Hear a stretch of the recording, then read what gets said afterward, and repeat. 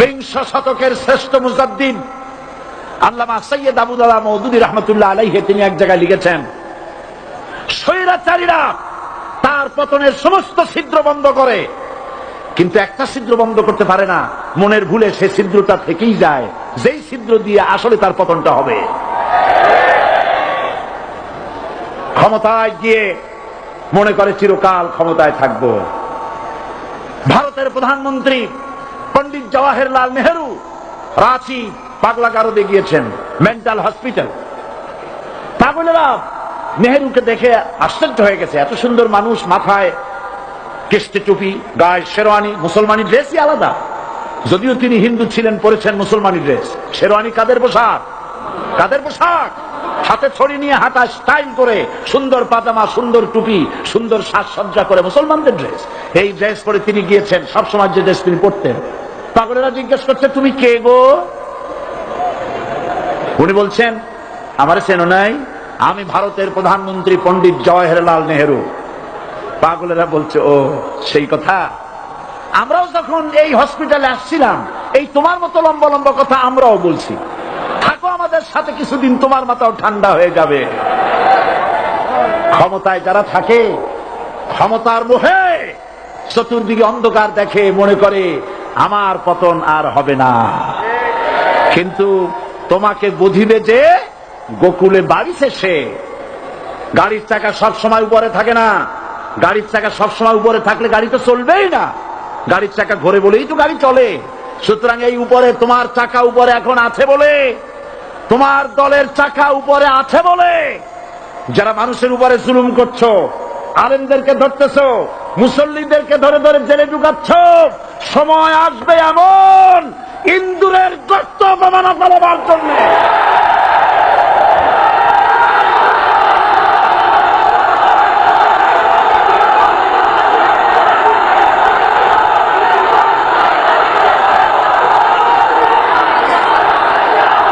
আবু জাহেলের গোষ্ঠী মনে করেছে সোজা আঙ্গুলে ঘি যখন উঠলো না, আঙ্গুল বাঁকা করতে হবে। শুরু হয়ে গেল অত্যাচার, শুরু হয়েছে না? হযরত সুমাইয়া রাদিয়াল্লাহু তাআলা আনহা কি নির্মম ভাবে, নিষ্ঠুর ভাবে তাকে শহীদ করা হলো। খাব্বাব, খুবাইব, হযরত খাব্বাব রাদিয়াল্লাহু তাআলা আনহুকে দেখে হযরত ওমর একদিন বলছিলেন, খাব্বাব তোমার পিঠে এত গর্ত কেন? এত গর্তওয়ালা পিঠ আর এত চিকুন কোমর আমি তো জীবনেও দেখিনি। হযরত খাব্বাব বলেছেন, ওমর জানো না, ইসলাম কবুল করার অপরাধে, কালেমা পড়ার অপরাধে কাফির বেঈমানেরা আমাকে মারধর করেছে।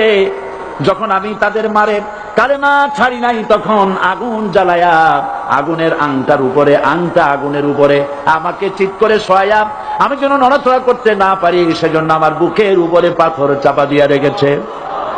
আগুনে গোশত পুড়ে পুড়ে আগুন ভিতরে ঢুকেছে, গায়ের রক্ত আর চর্বি গলে গলে পড়ে আগুনগুলো নিবেছে। ওই পিঠে যে গর্ত হয়েছে আজও পর্যন্ত সেই গর্ত মিটে যায় নাই। হযরত খাব্বাব রাদিয়াল্লাহু তাআলা আনহু বলছেন, বুখারী শরীফে হাদিসে ভাবে এসেছে, ওয়ান খাব্বাব বিন আরিফ রাদিয়াল্লাহু তাআলা আনহু আন্নাহু ক্বাল শাকাউনা ইলা রাসূলিল্লাহি সাল্লাল্লাহু আলাইহি ওয়াসাল্লাম ওয়া হুয়া মুতাওয়াসসাদুন বুরদাতুন লাহু ফি জিল্লিল কাবা। আমি গেলাম রাসূলুল্লাহর কাছে, যে দেখি হুজুর বাইতুল্লাহ শরীফের ছায়ায় আরাম ফরমাচ্ছেন। আমি কাছে গিয়ে বললাম, আলা তাস্তানসিরু লানা আলা তাদউ লানা ইয়া রাসূলুল্লাহ, হে রাসূল আপনি কি আমাদের জন্য দোয়া করবেন না?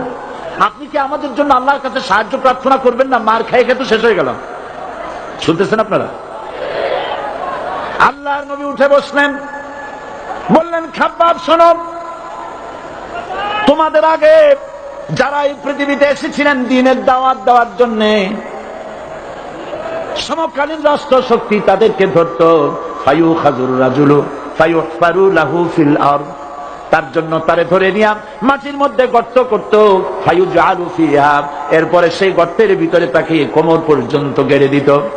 সুম্মা ইউতা বিল মানশার, এরপরে করাত আনা হতো, ফায়ুদাউ আলা রাসিহি, এরপরে করাতটা মাথার উপরে রাখা হতো, ফায়ুজালু নিসফাইন, এরপরে করাত দিয়া চিরে চিরে দিত, মানুষটাকে দ্বিখণ্ডিত করে ফেলে দিত। মা ইয়াসুদ্দুহু যালিকা আন দীনি, এত কষ্ট দেওয়ার পরেও, এত জুলুম করার পরেও দ্বীনের দায়ীদেরকে এক চুল পরিমাণ আল্লাহর রাস্তা থেকে তারা সরাই দিতে পারে নাই। ওয়াল্লাহি, ও খাব্বাব, আমি আমার আল্লাহর নামে কসম করি। ও মুসলমান, কে কসম করতেছে? আল্লাহ রাসূল। আমি আমার আল্লাহর নামে কসম করি, ওয়াল্লাহি লা ইউতাম্মান্নাল্লাহু হাদাল আমর হাত্তা ইয়াসির রাকিবু মিন সানা ইলা হাযরামাউত। সেদিন বেশি দূরে নয়, ইয়েমেনের রাজধানী সানা থেকে শুরু করে সৌদি আরবের হাযরামাউত পর্যন্ত হাজার হাজার মাইল, এই দীর্ঘ পথে যুবতী নারী তার সৌন্দর্যের পশ্চা নিয়া, আর ধনাঢ্য ব্যক্তিরা, সওদাগরেরা তাদের টাকা পয়সা নিয়া একাকিনী অথবা দলবদ্ধ ভাবে মানুষেরা যাতায়াত করবে। লা ইয়াখাফু ইল্লাল্লাহ, মানুষের মনের মধ্যে কোনো ভয় থাকবে না।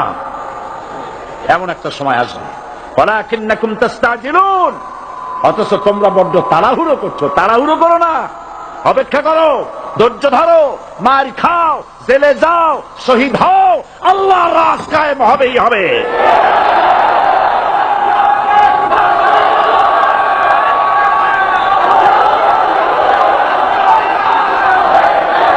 বিল্ডিং থেকে শিক্ষা গ্রহণ করুন, বিল্ডিং, ইমারত, দালান থেকে শিক্ষা গ্রহণ করুন। এই যেটা দালান আছে না পাশে, দেখতে পাচ্ছেন?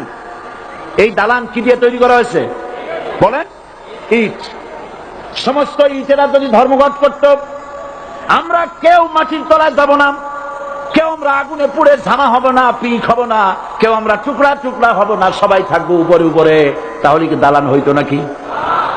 এই বিল্ডিং নির্মাণ করতে গিয়া ইটের যে স্যাক্রিফাইস, হাজার হাজার ইটকে পিক হতে হয়েছে, পুড়ে যেতে হয়েছে, খোয়া হতে হয়েছে, ভেঙে টুকরা টুকরা হয়ে 50 ফিট মাটির নিচে যেতে হয়েছে, তারপরে ইমারত গঠন হয়েছে, সুন্দর দালান তৈরি হয়েছে। যারা ইসলামী শাসন চান, আল্লাহর দ্বীনকে বিজয়ী দেখতে চান, তাদেরকে অসংখ্য মানুষকে পোড়াইটের মতো জেলখানায় পুড়ে পুড়ে মরতে হবে, অসংখ্য মানুষকে ফাঁসির কাস্তে ঝুলতে হবে, গায়ের রক্ত দিতে হবে, শহীদ হতে হবে, তারপরে ইসলামের ইমারতটা কায়েম হয়ে যাবে। শায়ের, কবি কি সুন্দর করে বলছেন, কবি সুন্দর করে বলছেন, ये शहादत गाहे उल्फत में कदम रखना, ये शहादत गाहे उल्फत में कदम रखना, लोग समझते हैं आसा है मुसलमान होना। মানুষেরা মনে করে মুসলমান হওয়া খুব সহজ জিনিস। না, মুসলমান হওয়ার অর্থ হলো শাহাদাতের ঈদগাহে শামিল হয়ে যাওয়া।